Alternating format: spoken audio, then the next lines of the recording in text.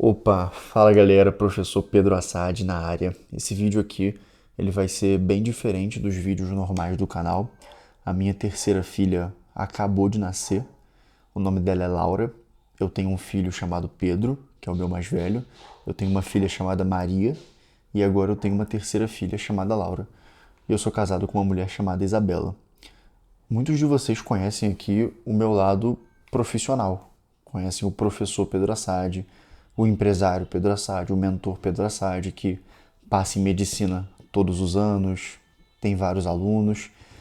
Mas de uns tempos pra cá eu mostro muito pouco da minha vida pessoal. Até porque eu tenho muito alcance hoje em dia e eu não vejo tanta vantagem em ficar mostrando a minha vida pessoal, mostrando meus filhos, minha família. E eu vou continuar assim. Só que tem muita gente mesmo que me segue e que me pergunta coisas do tipo: Pedro, como que você faz para conciliar? Você tem 28 anos, tem 3 filhos, você é empresário, você treina jiu-jitsu, você dá aula na plataforma SAD de todas as matérias. Como que é isso para você? Então, galera, esse vídeo aqui, ele não tem nenhum roteiro. A minha filha acabou de nascer, agora são 11 da manhã, ela nasceu 2 da manhã. Eu tava lá com a minha esposa no hospital, só que aí a gente fez uma troca, né, pra ela ficar um pouco com a mãe dela lá. E aí eu tô aqui em casa com meus outros 2 filhos. Nisso eu peguei esse tempo aqui pra abrir um pouco o meu coração, falar um pouco pra vocês sobre como tem sido isso pra mim, tá? Então vou falar algumas coisas pessoais aqui que pouca gente sabe sobre a minha vida. Eu tenho 28 anos e eu tenho 3 filhos. Como que é a minha vida? Como isso é pra todo mundo? Ter filhos é pra todo mundo? Ter filhos é uma coisa fácil? Ter filhos faz você ser um pai melhor? Quer dizer, ó, ter filhos na verdade é o que faz você ser um pai, mas quero dizer, muita gente faz perguntas do tipo, sabe aquela coisa de, como é que a paternidade fez contigo? Quando seu filho nasceu, o que mudou na sua cabeça? E esse é um tema que é fundamental. Ele é um tema fundamental por vários motivos. Primeiro que ele diz respeito à felicidade, diz respeito ao sentido da nossa vida, né? Não que o sentido da vida seja ter filhos, mas muitas vezes o sentido da vida passa por ter filhos e construir uma família, com frequência passa ou deveria passar.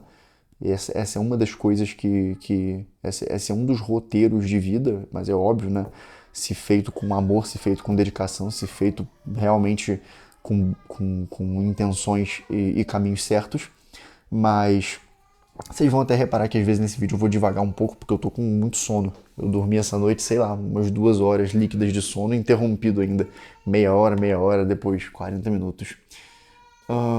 Então, primeira coisa, eu não acho que todo mundo deveria ter filhos. Não acho que ter filhos transforma ninguém. O que a gente mais vê por aí são péssimos pais, são pais terríveis. E eu disse que esse vídeo é importante porque ele diz respeito à felicidade, mas eu acho que é mais do que isso. Muitas das tristezas que existem atualmente na sociedade, quais são as grandes tristezas que a gente tem, né, na nossa sociedade? São várias mazelas, mas boa parte dessas tristezas, boa parte da falta de sentido, boa parte da ansiedade, boa parte das escolhas ruins que muitos de nós tomamos, tem a ver de alguma forma, de algum jeito se relata a uma crise de paternidade, a uma crise familiar.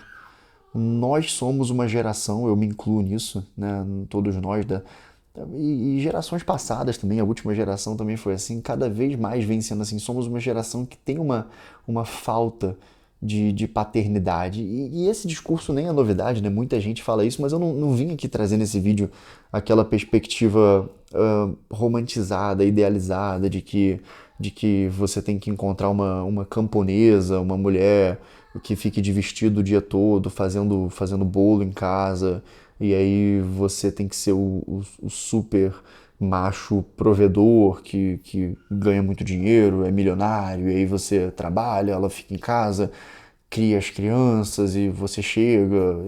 Isso aí não é uma. Isso é muito mais um ideal burguês de família.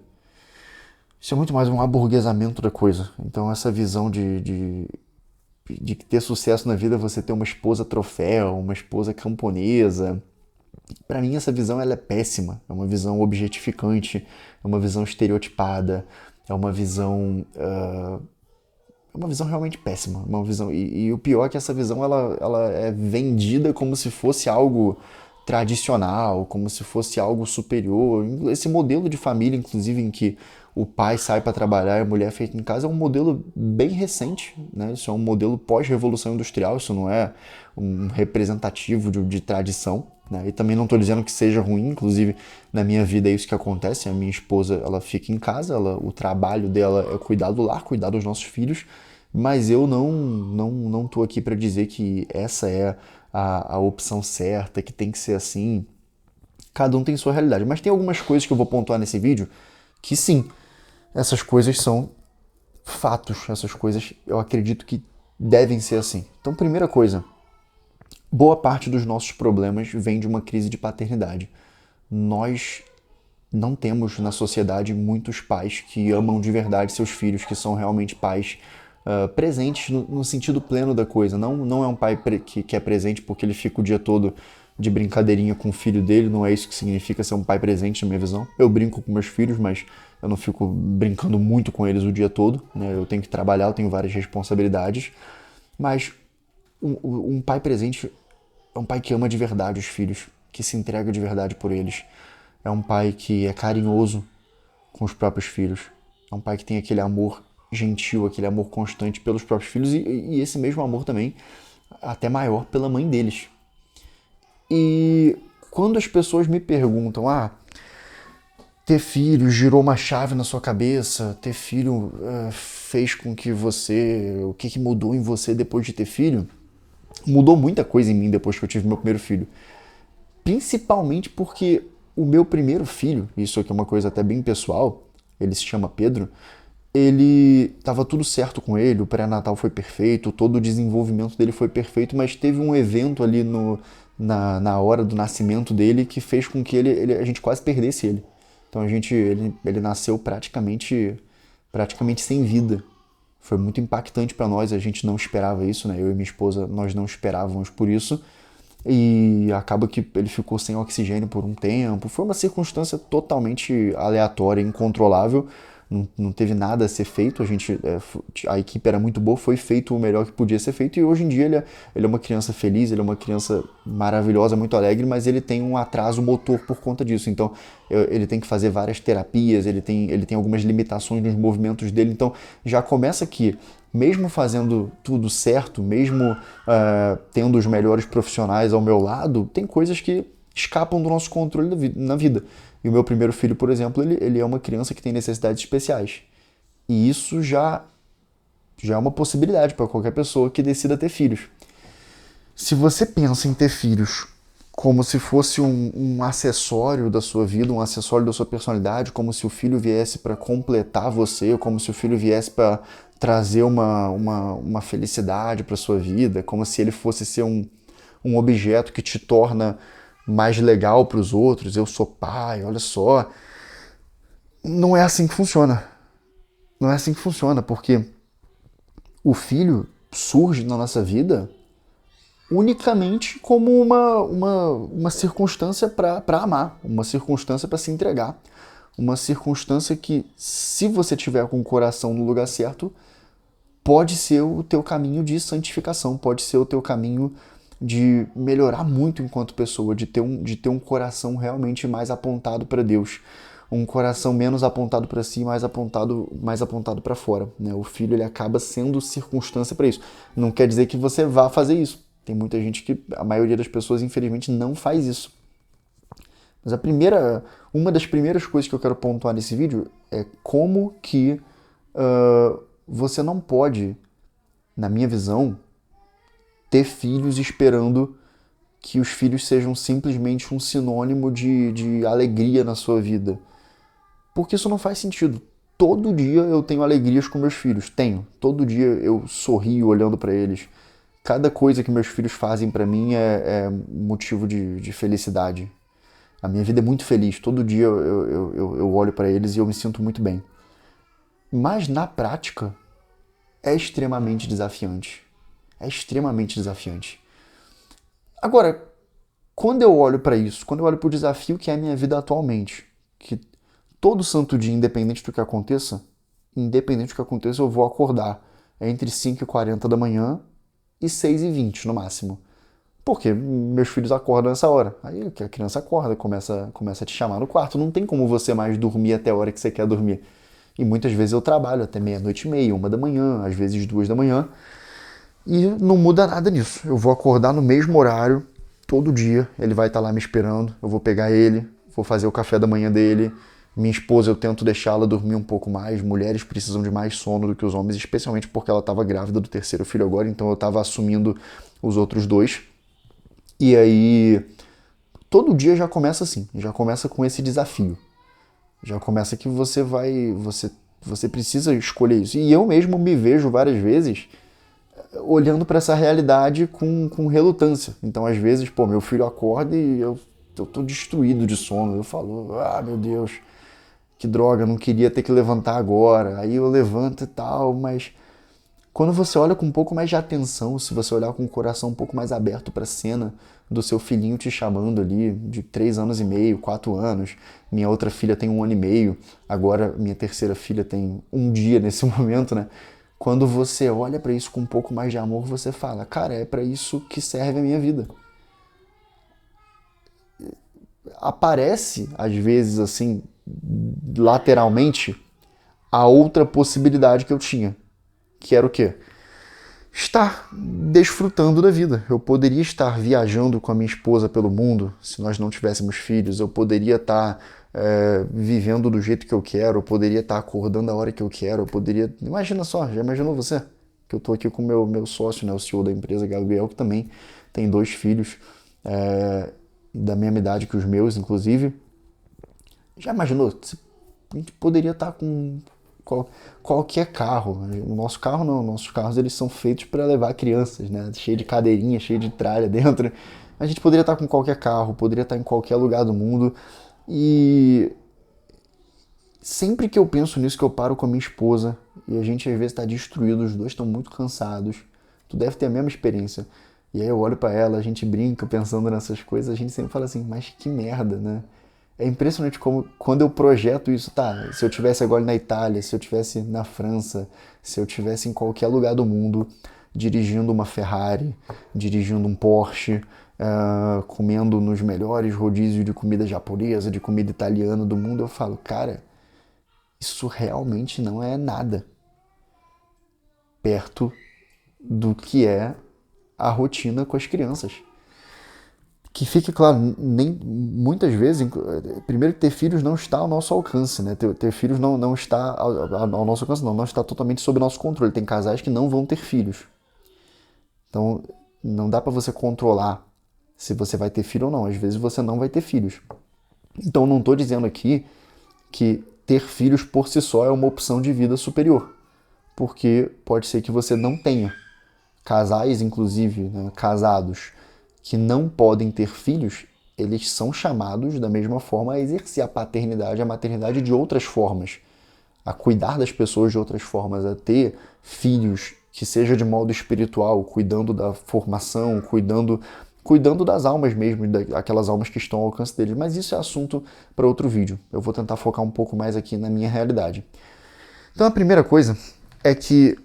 Não, primeira coisa não, é que eu tô com sono, já falei a primeira coisa umas 10 vezes, já deve ser a 7ª, a 8ª, a 9ª coisa, né? Isso é um vício de linguagem, de ficar falando a primeira coisa, não é a primeira coisa.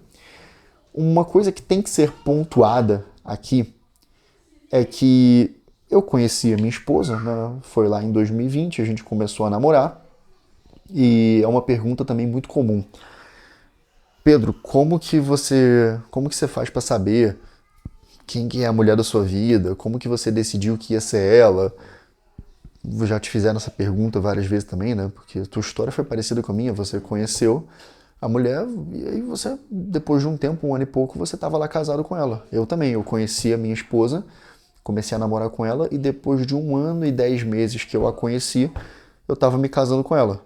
E no primeiro mês ela já ficou grávida, a gente concebeu o nosso primeiro filhote, né, o Pedro. Cara, Esse assunto é muito delicado, eu vou ter que fazer um vídeo somente sobre isso, mas nesse vídeo aqui eu tô meio que trazendo um apanhado geral, então eu vou dar uma palhinha sobre isso, né? Não tem muito, não existe, não deve existir na minha visão, um checklist que você olha pra mulher e você fala, ah, ela é tal coisa, ela quer tal coisa, ela fala tal coisa, então é essa, vou casar com essa mulher. Não. Tem alguns princípios, né? Primeiro você tem que ter atração pela pessoa, tem que ter química, tem que ter conexão. Não pode ser uma coisa mecânica. E eu tinha atração por ela, eu tinha química com ela, a gente encaixava muito bem. Depois disso, tem que começar a aparecer ao longo do namoro, tem que começar a aparecer e ir crescendo uma comunhão de propósitos. Vocês têm que começar a se alinhar e a olhar para o mesmo lugar. Eu também diria que o namoro, ele não pode ter eu sempre digo isso, um coeficiente de anormalidade muito grande. Por exemplo, o que é uma anormalidade, né? O que é um problema? É você ter briga, você ter discussão. Mas isso existe. Eu tinha discussões, eu tinha brigas, desentendimentos no meu namoro. Mas veja bem o que eu disse, não pode ser um coeficiente de anormalidade muito grande. Não pode ser algo bizarro.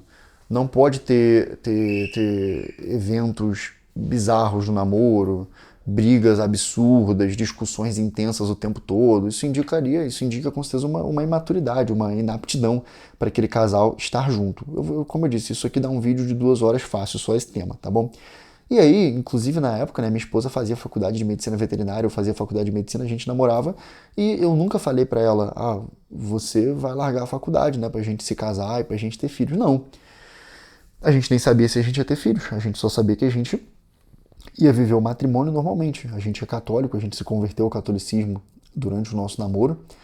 Depois de mais ou menos alguns meses ali, 8, 10 meses, a gente começou a se converter ao catolicismo e tudo que a gente sabia era o seguinte, olha, você vai terminar a tua faculdade de medicina veterinária, eu alinhei isso com ela, né? Eu estou fazendo medicina, eu vou seguir fazendo.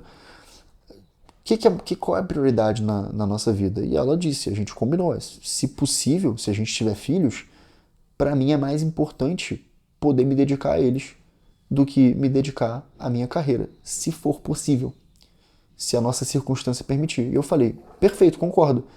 Então, já é um erro muito comum que tem muitos caras que cometem, né, e vêm falar pra mim sobre isso, que é, Pedro, a minha namorada, ela quer fazer medicina, mas aí eu não sei se eu caso com ela, porque vai que a gente tem filho, aí como é que vai ser? A gente não vai ter filho por causa disso, ou vai ter, ela não vai cuidar.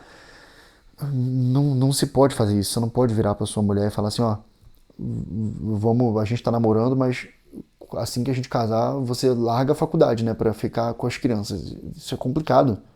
Isso é complicado, ainda mais porque se for considerar a realidade, né, a maioria dos casamentos acaba em divórcio. Então eu não recomendo pra nenhuma mulher que fique travando a própria carreira, abrindo mão da própria carreira por uma coisa que nem é certa. Por uma coisa que nem você nem tem ali a solidez ainda. Então, tem muito cara aí fazendo essa safadeza, né? Ah, eu sou um cara conservador, sou um cara tradicional, sou um cara católico. Aí começa a namorar com a menina e tá namorando, tá noivo e começa a querer colocar regras pra ela parar o que ela tá fazendo na vida dela e você nem casou com ela de verdade. E mesmo que você casou com ela tá grávida, mas ainda assim, espera a criança vir, deixa ela ir vivendo a vida dela, deixa ela ir crescendo os projetos dela. Se chegar um momento que a circunstância peça, isso vai ficar claro. A única coisa que eu diria que é um sinal vermelho é uma mulher que ela já demonstre desde sempre que ela não se importa com filhos e que para ela o mais importante acima de tudo é a carreira dela. Eu não me casaria com uma mulher assim. Eu não me casaria com uma mulher que diz que para ela o mais importante de tudo é a carreira dela, que é ela em primeiro lugar, porque eu não acho que seja a melhor forma de você viver. Não acho que seja. Inclusive eu mesmo, eu larguei a medicina porque eu queria ser médico. Muita gente pensa que você largou a medicina porque você estava ganhando muito mais dinheiro com o teu pré-vestibular online. Sim, isso, exatamente, eu estava. Mas o que eu queria mesmo para minha vida era ser médico. O que eu sempre quis não, né? Mas desde que eu comecei a estudar para medicina, o que eu queria mesmo era ser médico. Eu gosto muito da medicina, eu me sinto muito bem com essa ideia de lidar com o sofrimento humano e de deter ali as ferramentas para aliviar esse sofrimento humano, para fazer o bem ao próximo desse modo específico da medicina, que é um modo tão versátil.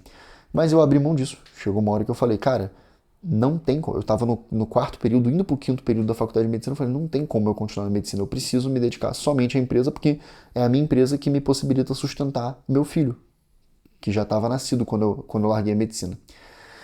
Voltando aqui um pouco para o eixo, né, eu entrei aqui um pouco em alguns temas sobre a percepção que eu tenho do que é um relacionamento saudável, sobre como que você escolhe uma parceira, mas como que é hoje em dia a minha vida com essas crianças, com esse tanto de responsabilidade. Galera, eu diria o seguinte, de fato, não é para qualquer um ter filhos. De fato, tem muitos casais que seria melhor que eles não tivessem filhos. De fato, ter filhos pode ser um caminho de santificação, pode ser um caminho de você melhorar muito enquanto pessoa. Mas se você não tiver mesmo com a cabeça no lugar, se você não tiver com uma mentalidade, com o coração disposto ao sacrifício, disposto a abdicar de si próprio, disposto a buscar os meios necessários para amadurecer, não vai dar certo. Como eu disse, só para esse assunto que eu acabei de entrar agora do amadurecimento, já seria um outro vídeo de 2, 3 horas. Mas o que eu posso dizer é que eu tô indo pro meu 6º ano de casado. A gente se casou no final de 2021, né? Então teve 22, 23, 24, 25, 26. Eu vou fazer 5 anos de casado agora esse ano. Foi isso mesmo, foi dezembro de 2021, Foi 22, 23, 24, 25, 26. Eu vou fazer 5 anos de casado agora. Eu tô com ela há 6 anos. Eu tive que buscar, durante esse tempo, muitos mecanismos de amadurecimento.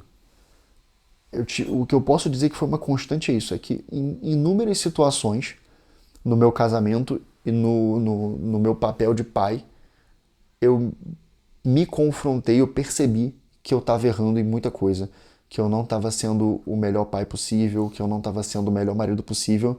E a diferença, uma das coisas que faz muita diferença entre o sucesso ou o fracasso, bem, antes de dizer o que eu ia falar agora que faz a diferença, já tem uma coisa que para mim é um pré-requisito, que é ter vivido bem o tempo do namoro. É ter buscado viver a castidade no tempo do namoro. E também é outro vídeo de 2, 3 horas só sobre castidade. Se for falar que o pessoal pensa, castidade é não fazer sexo. Não é. É muito mais do que isso. É você ordenar mesmo ali o teu amor, colocar a relação sexual no lugar dela, que é dentro do matrimônio, com abertura à geração de filhos. Então isso, a gente ter casado de verdade, casado direitinho, na igreja, com o sacramento do matrimônio, não apenas com um documento civil, mas com o sacramento mesmo do matrimônio, isso eu já acredito, e detalhe, acredito com toda a minha vida. O que eu falo aqui, eu estou disposto a morrer pelo que eu falo. Então não é apenas uma coisa, eu acredito. Eu realmente acredito que isso faz uma diferença absurda. E mesmo assim, vários casais católicos, ou que seja casais cristãos no geral, mesmo assim, vários deles ainda se divorciam. Mesmo assim, o casamento passa por vários desafios. Sem o elemento da religião, sem o elemento da vida espiritual, eu acredito que fique ainda muito, muito mais difícil. Porque chega uma hora no casamento, chega uma hora que as estruturas humanas, elas falham. Quer ajeitar a tua cadeira e às vezes botar um encosto para esse lado para tu poder ficar mais confortável? Chega uma hora, galera, que as estruturas humanas, elas falham. Chega uma hora que você tá falhando muito com a tua esposa, que tua esposa tá falhando contigo, que as crianças estão dando muito trabalho.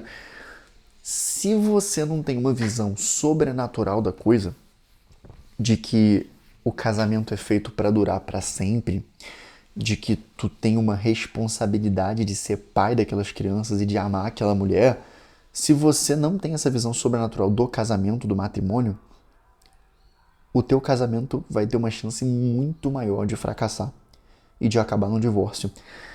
Já começa que tem gente que relativiza isso, que acredita que tá tudo bem se divorciar, que é isso mesmo, que não tem problema. É óbvio, quando a gente fala isso, pessoas entram naquela linha argumentativa, mas é muito melhor se divorciar do que ficar num casamento ruim, um casamento que tá te fazendo sofrer, é muito pior para as crianças, um casamento péssimo.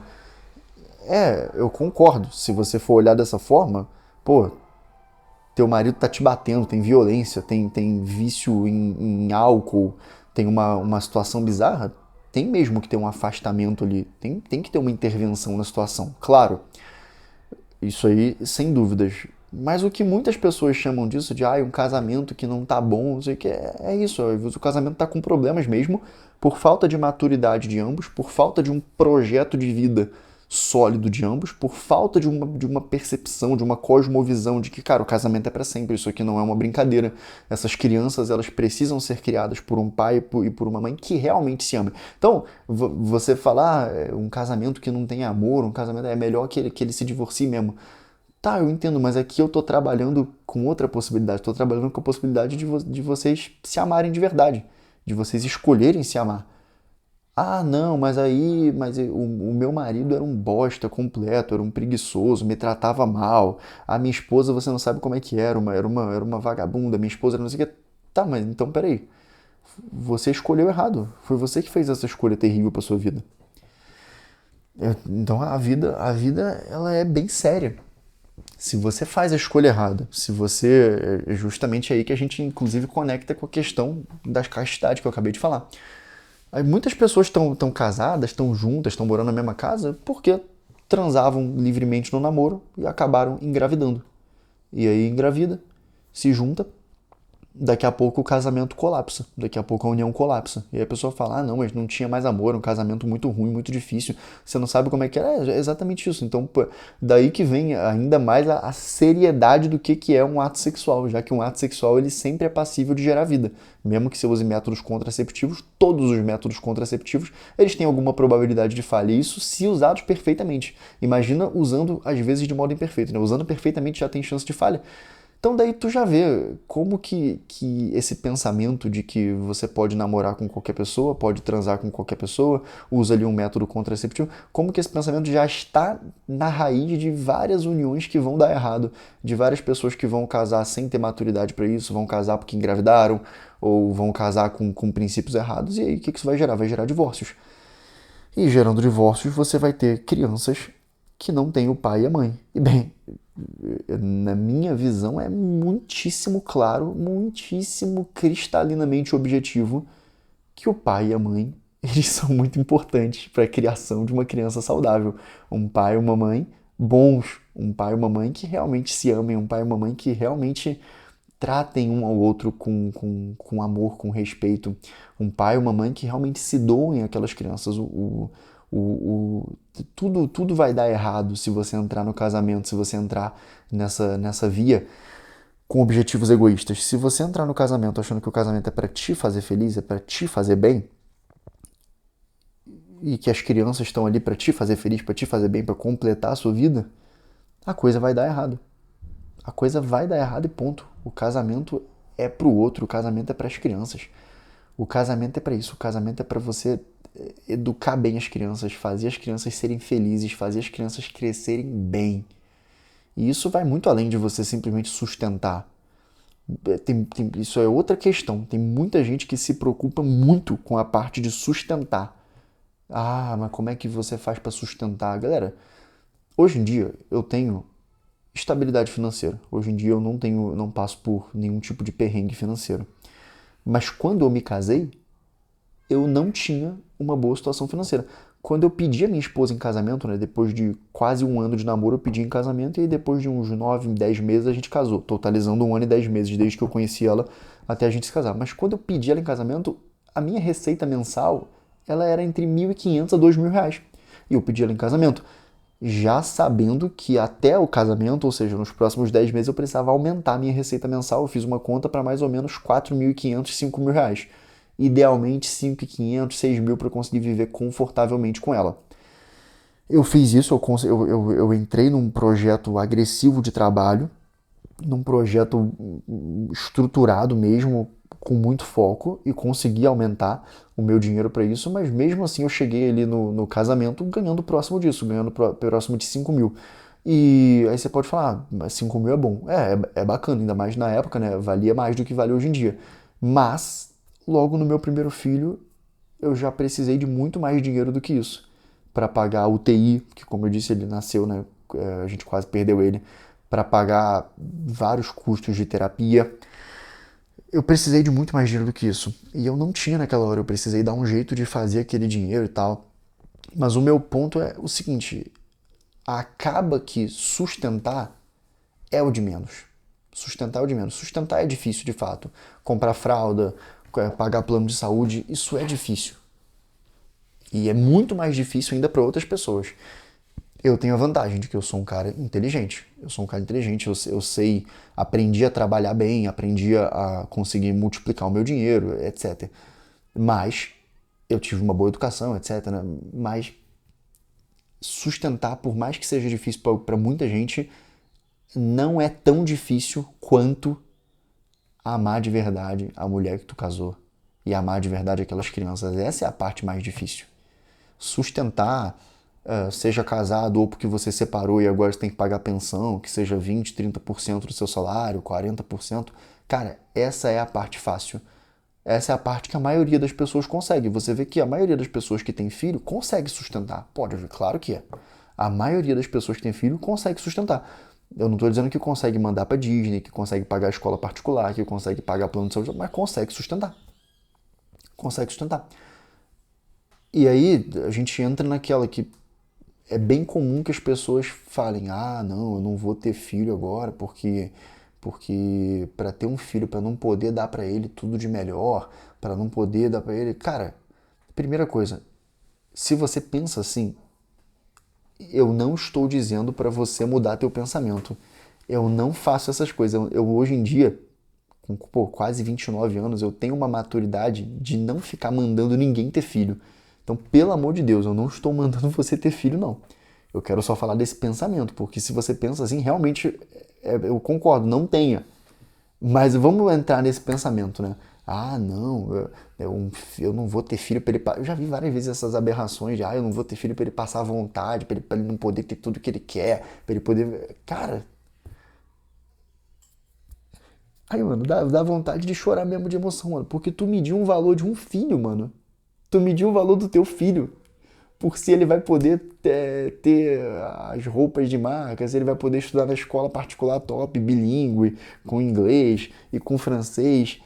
Cara, o valor de um filho, mano, mesmo que é isso. É claro, se para você só existe essa vida, se para você não tem nada além disso, se para você não existe o céu, se para você não existe Jesus Cristo, nosso Senhor Jesus Cristo, não existe Deus, se para você aquele filho não é uma alma imortal, que no momento da concepção Deus inscreve ali, ele na realidade metafísica insere nele a alma dele, realmente, se para você só existe esse mundo aqui, então é isso. Então eu concordo. Se só existe esse mundo, realmente, né? Então, se ele não vai ter todas essas coisas, se ele não vai ter a melhor alimentação de todas, aí ele vai ser infeliz. Mas não é assim que funciona. Não é assim que funciona. O valor de um filho vai muito além disso. O valor de um filho vai infinitamente além disso. O... Não interessa como que ele nasça. Não interessa. Óbvio, existem circunstâncias que são extremamente difíceis. Mas mesmo que seja para o teu filho ser pobre, mesmo que seja para o teu filho ele ter dificuldades na vida, isso não impede de modo algum dele ser feliz. Isso longe disso, né? Não impede dele ir para o céu, não impede dele contemplar a face de Jesus Cristo. Então, não tem cabimento você, na minha visão, não tem cabimento você calcular se você vai ter filho ou não com base em se você vai poder dar para ele tudo do bom e do melhor. Porque o que mais tem são crianças que têm tudo do bom e do melhor e não são felizes. Mas não é, tem disso. Tem muito disso. Tem muito, muito disso. Crianças que têm de tudo. Tem tudo do bom e do melhor.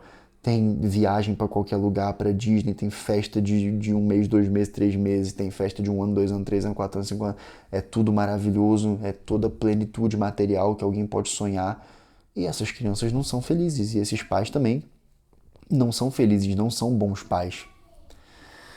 Enquanto que existem muitas crianças que têm uma realidade humilde, têm uma realidade austera, na qual os pais precisam economizar recursos, na qual os pais não têm condição de colocar numa escola incrível, os pais criam com dificuldade e aquelas crianças são plenamente felizes. Também existe o oposto, tem criança que é rica e que é feliz, tem criança que é pobre e que é infeliz. Não existe essa, não pode se analisar por esse recorte de classes. de que a criança, o pobre é feliz e o rico é triste, nada disso. É óbvio, um certo grau de plenitude material é bacana, é importante, é bacana, é legal, né? Faz diferença quando seu filho precisa de uma cirurgia, quando seu filho precisa de um cuidado médico, você ter como fornecer aquilo ali faz diferença. Faz muita diferença. Você poder dar uma boa alimentação para o seu filho, faz muita diferença, tá? E eu não tô, como eu disse, nada nesse vídeo aqui advoga para que você tenha filhos ou para que as pessoas tenham filhos. Eu tô falando do que eu acho sobre filhos. Tô falando e na perspectiva de um cara que tem 28 anos e tem 3 filhos, tá? Então, uma outra coisa que aconteceu na minha vida quando eu me entreguei de todo o coração a isso, a casar, a ter filhos, é que a minha vida passou a ter um peso muito maior. Eu passei a ter muito mais cuidado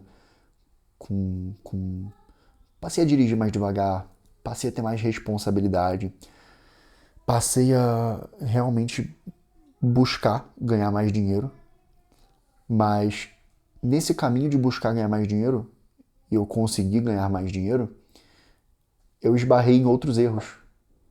Houve um certo momento do meu casamento em que eu vivia como se ganhar dinheiro fosse a coisa mais importante de todas e como se valesse a pena eu ficar completamente fora da vida dos meus filhos, passando muitas madrugadas inteiras trabalhando, porque, mas aí eu vou ter dinheiro, eu vou ter, isso vai valer a pena depois, né? E aí que tá, galera, temos que ser ponderados e equilibrados. Está errada essa visão de que você pode viver só para o teu trabalho, viver só para ganhar dinheiro, porque é assim que tem que ser, tem que fazer muito dinheiro para poder dar tudo para as crianças e faz parte disso que você fique mais ausente, é por um motivo maior. Isso tá errado, essa visão. Mas também tá errada a visão de que isso não importa, de que tá tudo bem, a gente é pobre mesmo, a gente não tem dinheiro, mas o que importa é que eu fico aqui brincando com as crianças. Cara, existe realmente um meio termo aí. Eu sempre me desequilibrei pro lado de trabalhar muito para tentar fazer muito dinheiro. Sempre me desequilibrei para esse lado. Hoje em dia, eu tô bem mais equilibrado. Na minha visão, assim, tu é um homem, tu tá numa fase da tua vida ali de 20 a 35 anos, sei lá, não tem uma fase exata, mas tem uma fase que você tem muito mais energia, você tem mais disposição, você tem mais capacidade de arriscar. Para mim, você tem que usar essa fase, é responsabilidade do homem usar essa fase para construir patrimônio. É responsabilidade do homem, sim, abdicar em certas situações de tempo com a família, porque ele está trabalhando, porque ele está construindo patrimônio, porque ele está construindo uma estrutura de segurança.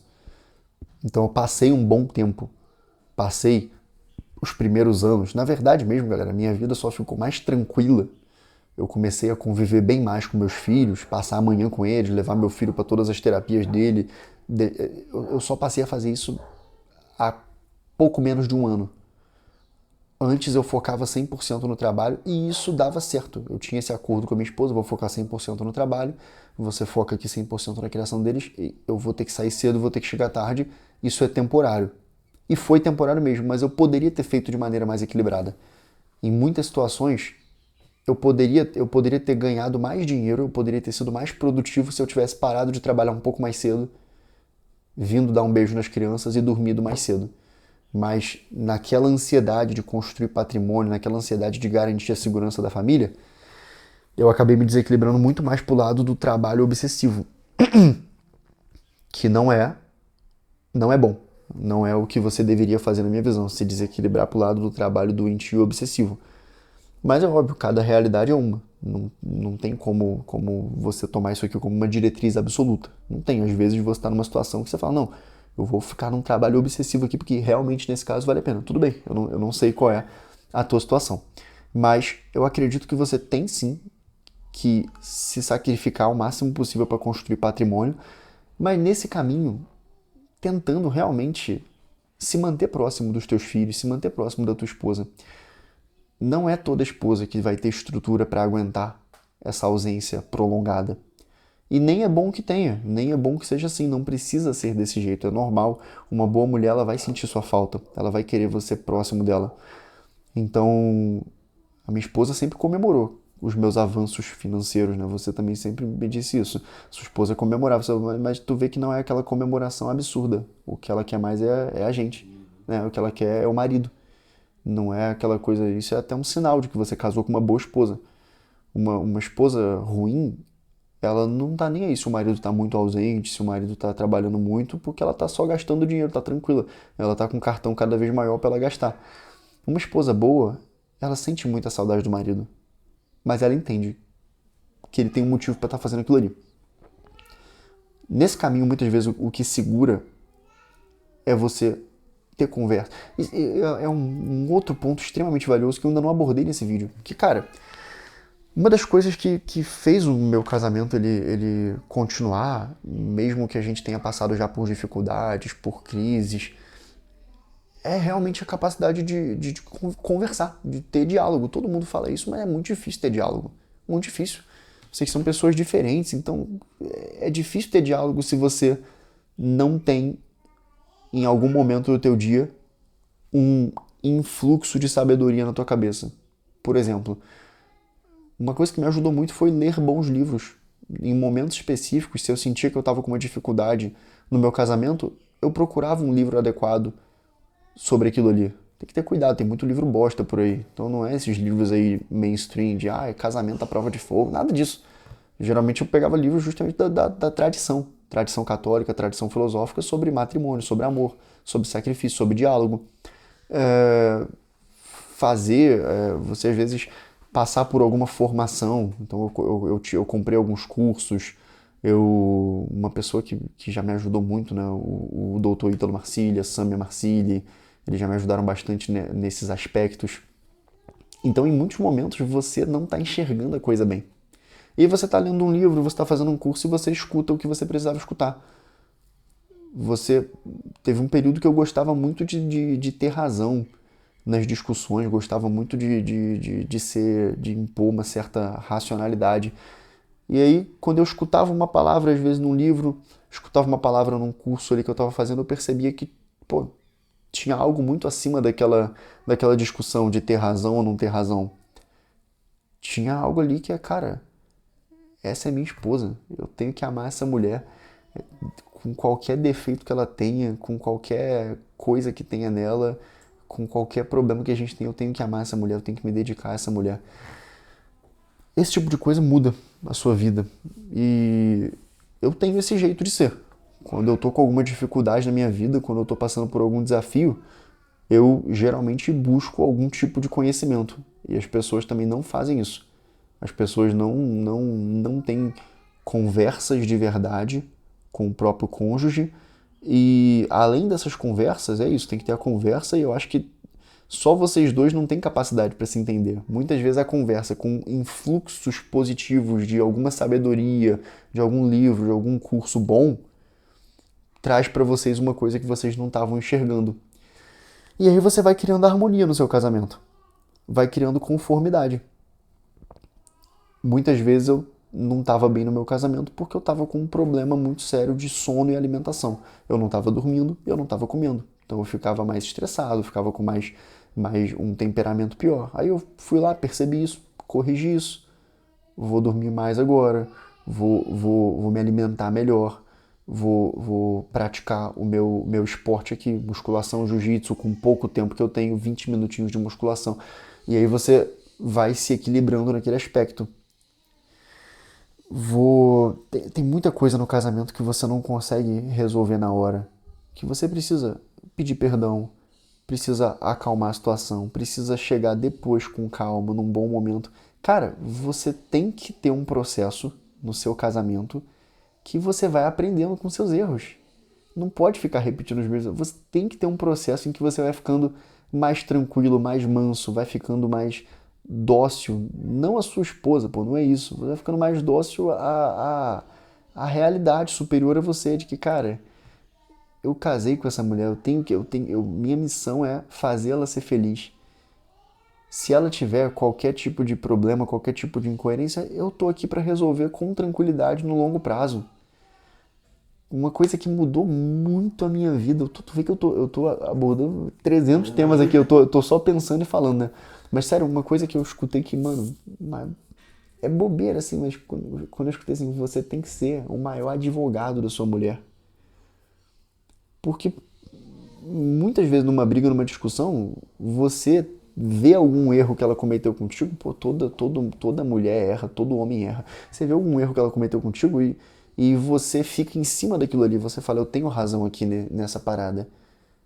Mas você vai ganhar uma discussão contra si mesmo, porque vocês são uma só carne se vocês são realmente casados. Não, pô, você tem que ser o maior advogado, o maior defensor da sua mulher. Tem que ser o maior interessado em protegê-la. Isso vai trazendo um amadurecimento diferenciado, isso vai trazendo uma harmonia pro casal. No meio disso tudo é que tem os filhos. Então o vídeo era para ser sobre filhos, mas acabou que ele foi muito, muito sobre casamento. Porque não tem como você ter uma separação, um hiato entre filhos e casamento. Não tem. Eu sei que muita gente que está assistindo esse vídeo, com certeza, tá divorciado, tá separado, tem um filho, e aí o filho passa uma parte da semana com a mãe, uma parte com o pai. Eu não. Cara, são inúmeras situações. Eu não tô dizendo, você tem que voltar. Não tem. Nossa, tá maluco. São muitas. Seria loucura dizer qualquer coisa sobre situações tão complexas assim. Mas eu recomendo que você não fique na defensiva, como se eu estivesse te acusando. Eu tô apenas dizendo o que é o certo. O certo é você conhecer uma boa pessoa, uma boa mulher, um bom homem. Você começa a namorar com essa pessoa, você vai alinhando seus propósitos com essa pessoa, você vai caminhando em direção ao casamento que tem que ter a intenção de durar para sempre. Se chegam os filhos nesse casamento, você tem que ter a intenção de que esse casamento dure para sempre e de que vocês amem essas crianças intensamente e abram mão de si próprios pelas crianças. Existem várias sutilezas, existem várias diferenças. Eu acredito que o principal papel do pai é amar a esposa, do marido é amar a esposa, cuidar da mulher. Acredito que as crianças são muito mais felizes quando o casal se ama de verdade, quando o marido ama a esposa de verdade, a esposa ama o marido. Acredito que tem uma tendência maior. Eu acredito que tende a ser melhor que o homem se ocupe mais da parte da provenção material, da parte financeira, tende a ser melhor, na minha visão. Tende a ser melhor. E que a mulher se incline mais para o cuidado com a casa e para o cuidado com as crianças. Acredito que seja uma tendência melhor. Só que vários e vários e vários casais têm uma realidade em que a mulher precisa trabalhar fora. E isso por si só não constitui nenhum tipo de demérito, não constitui nenhum tipo de problema por si só. Tem casais em que a mulher ganha mais que o homem, tem várias possibilidades existem. Mas o que importa é que vocês se amem, se sacrifiquem um pelo outro, pela felicidade um do outro e se sacrifiquem pelas crianças. Essa vida é mais feliz do que... Porque se você for olhar pela via puramente material, realmente, filho é só gasto, é só trabalho, é só sacrifício. Filho é só isso, galera. Na via material da coisa, filho é só isso. Se você acha que, não, mas o filho também te dá alegria. Sim, ele dá, mas o custo é muito grande. Não se pode ter filhos pensando nas alegrias que eles vão te dar. Não se pode. Por quê? Porque pode ser que eles não te deem alegrias. Você vai ter filho pensando nas alegrias que ele pode dar, mas se você tiver um filho que tem uma deficiência muito grave, se você tiver um filho que ele tem necessidades especiais severas, se você tiver um filho que ele venha a morrer, isso pode acontecer, então ele não vai ter te dado realmente na via material, superficial da coisa, felicidades. Vai ser uma vida de sacrifício. Mas mesmo assim, vale a pena pelo amor. Porque a coisa que mais se fala é de amor, amor, amor. Mas galera, toma cuidado com o que eu vou falar agora, tá bom? Porque eu vou dizer o seguinte, que o amor, ele tem que passar pela dimensão do sacrifício. Tem que passar pela dimensão da entrega ao próximo. Mas cuidado, porque tem muita gente que confunde isso. Às vezes a pessoa tá num namoro, bosta, namorando um cara problemático, um cara doente, namorando uma menina problemática, mau caráter, e o cara tá lá, ah não, mas é porque o amor é sacrifício, então eu tô me sacrificando. Calma aí, calma aí. Isso é o amor dentro do contexto do matrimônio, isso é o amor pelos teus filhos. Não é você ficar se sacrificando pelos outros e ficar com uma pessoa péssima ali e simplesmente tá namorando um bosta, tá namorando um vagabundo, tá namorando uma menina que não vale nada e, ah, não, mas eu vou insistir porque, cara, eu tô falando dentro da realidade do matrimônio, onde realmente se instala pelo sacramento ali o amor verdadeiro e tem que permanecer, tem que ser cultivado. É disso que eu tô falando. Desse amor sobrenatural. Não é de qualquer afeto que você tenha por alguém que você vai dizer que tem que ser sacrifício. Não, o amor no namoro, inclusive, né, o afeto do namoro não tem que ter esse caráter sacrificial, esse caráter de entrega absurda. Ali é para se conhecer, para aprender a gostar do outro, para ver se os propósitos vão confluindo. O que acontece? Na trajetória que eu tenho traçado, de fato, a minha realidade ela ficou mais confortável financeiramente. Eu não tenho problema financeiro. Mas a minha realidade ficou muito mais desafiante na vida prática, porque as crianças exigem muito de mim, exigem muito da minha esposa. Agora veio a terceira filha, eu tenho uma empresa, eu tenho quase 19 mil alunos ativos só esse ano na plataforma SAD. Eu preciso entregar várias coisas que eu tenho entregado, mas eu tenho que entregar cada vez mais, tenho que entregar cada vez melhor, com mais perfeição. O período que eu dediquei de intenso trabalho e sacrifício, ele valeu a pena, porque eu tomei decisões certas, eu tive coragem de tomar decisões agressivas, arriscadas, que levaram a minha empresa para um patamar mais forte. Contratei as pessoas certas para estarem do meu lado, mas a vida ela fica cada vez mais desafiante, o peso da responsabilidade fica cada vez maior.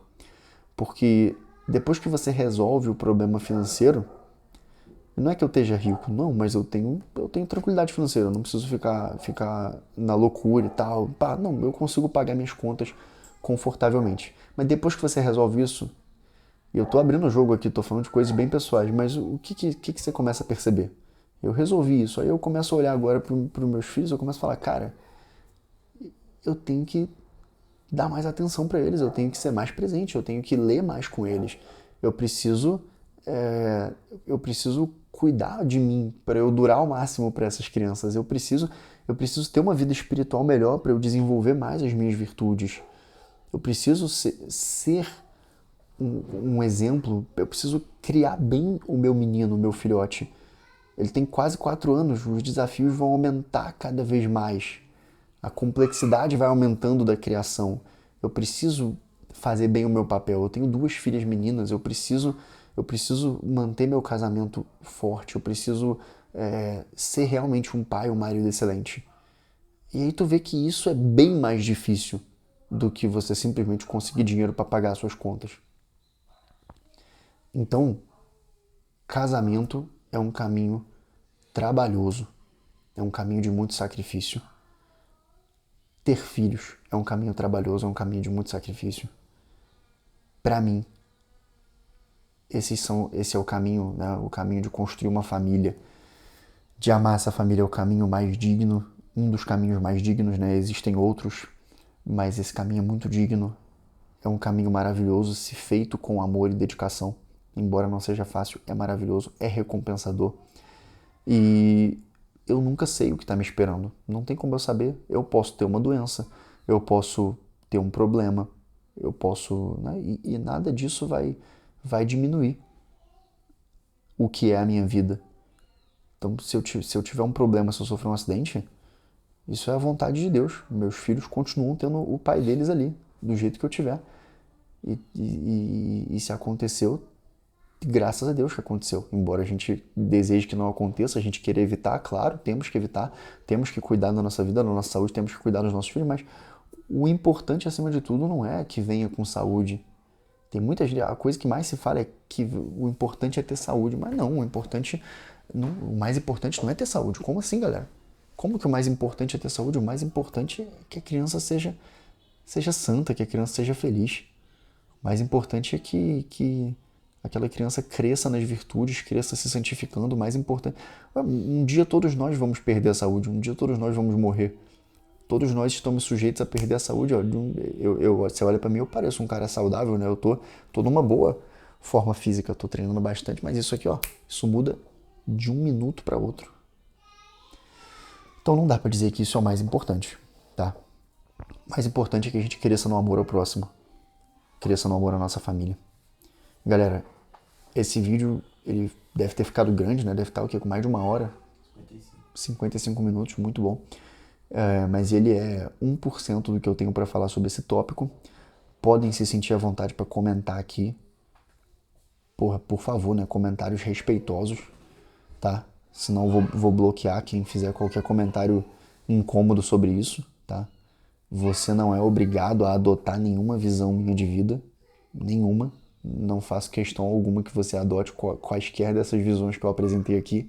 Se você acredita que o seu modelo de vida é superior, tem muita gente que, não, nossa, que absurdo, o casamento, eu tenho que estar feliz para fazer o outro feliz, eu que tenho que vir em primeiro lugar. Eu acho tudo isso absurdo, acho tudo isso uma completa anomalia filosófica, uma anomalia de cosmovisão, acho isso um egoísmo bizarro. Primeiro eu, que seja infinito enquanto durar e que dure enquanto nos fizer bem, né? E eu não vou ficar num casamento. Cara, olha só, de verdade, o problema é teu. Não tô falando com grosseria, mas assim, se tu acha que essa é a visão certa, então viva a tua vida dessa forma. Deus me livre ter filho no mundo de hoje, não sei o que. Viva a tua vida dessa forma. Viva a sua vida da forma que você achar melhor. Cada um vive a sua vida da maneira que acha melhor. Agora, eu tenho total direito, e é muito saudável que eu venha aqui dizer qual é o modelo de vida, qual é a cosmovisão que eu considero superior. E o que é superior? É a que eu considero que nos aproxima mais da felicidade e de um sentido pleno para a nossa vida. E que nos aproxima mais de cumprir a nossa finalidade. Amar o próximo, se dedicar. A nossa vida, na minha visão, e numa visão bem robusta já, que não foi eu que inventei, ela existe para ser gasta.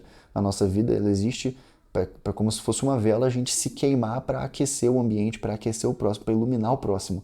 Nossa vida não existe para que a gente simplesmente gaste ela com prazeres e com luxo e com satisfações superficiais. Mas se você tem uma visão diferente, se você acredita que a vida ela é feita para você viver para si mesmo, que a vida é feita para você desfrutar, que a vida ela é uma imensa montanha-russa gourmet, você tem total direito de viver dessa forma, embora eu considere que não é uma forma boa de se viver. Então, galera, essa foi a nossa conversa de hoje, tá bom? Posso trazer mais conteúdos desse tipo, talvez eu traga, depende do feedback de vocês. Verifica se você está inscrito no canal. Meu maior foco aqui é Enem, é vestibulares, é aprovação para medicina.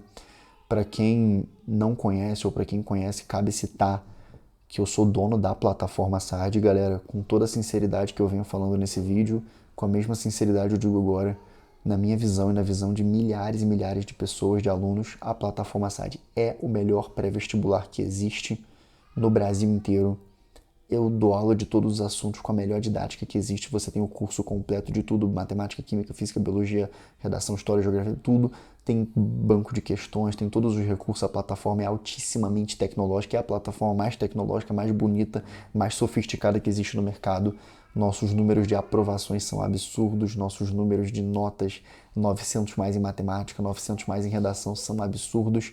Eu sou extremamente capacitado para o que eu faço, meus alunos têm resultados muito rápidos. A plataforma geralmente está saindo por R$ 5.000 por ano. Não sei quanto que está agora, deve ter algum valor promocional aqui embaixo, deve ter algum link aqui, se você clicar você vai ver qual é a oferta, se está 5.000 por ano, se tem alguma outra possibilidade, dependendo da época do ano.